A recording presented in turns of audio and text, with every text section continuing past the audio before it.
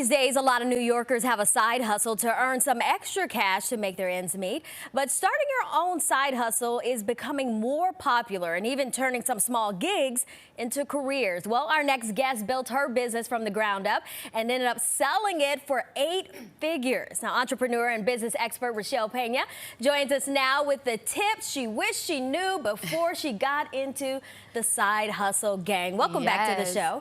Thank you so much. It's so good to see you again. All right, so before we jump into some of your tips and advice, walk us through a little bit of your journey. I would love to, because I want to show and share with people that it's possible.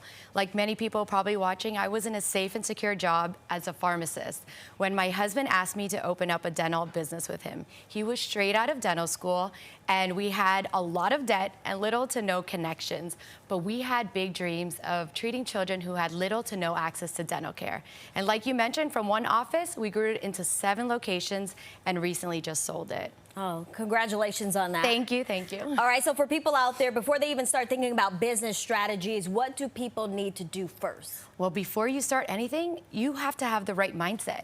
I'm sure before you had a big goal that you wanted to reach, you had to believe that you can do it. And there's 2 big things that I had to believe: that I could be a mom and an entrepreneur, right? And that I also, even though I didn't know much about the business, I knew that I was gonna be part of something that was even bigger than myself. Okay, so what is the first step to start your business off on the right foot? Well, you have to have a strong purpose. Why are you starting the business? What makes you different from your competitors? Because clarity drives confidence. And when you're confident in what your purpose is, that'll help you get through some really difficult times. Okay, so you were able to find success, but it's not always that rosy, and it's not for everyone. Tell us how you really overcame some challenges. Yeah, you know, in social media, you see everybody's wins, but you rarely get to see what it took to get there. Highlight reel, I like to say. Exactly. And, you know, we had to make difficult decisions in our business and at home. We had 2 small kids, 2 years old and 1 year old, and we moved in with my parents. And I said, you know what? I'm all in, because I knew the struggle, the sacrifice would be worth it. I love that. Okay, so you're tried and true. You've tested all this out. What are a couple of your business commandments? Right, I have so many, but for today, I'm only gonna tell you 2 of them. Okay. Number 1 is to document all your processes. That's everything that you do, how you do it. Because when your business grows, it's gonna be easier to train somebody new when you have them documented. And secondly, is one of my personal favorite mantras, is delegate and elevate. And I use this at home and at work. And that's delegating tasks such as social media or bookkeeping. And this could be a freelancer or even a part-time person, so that you can focus on the big picture and growing the business. Yeah, because a lot of times we think that we can do it all. Yes, and you can't. You have to learn to delegate and trust and empower your team. Okay, so knowing what you know now, if you could go back in time when you first started, what would you tell yourself then? Oh my God, I'm getting goosebumps just thinking about this, because when you're going after big dreams, it can be really scary, because a lot of people will doubt you. And sometimes you start to doubt yourself.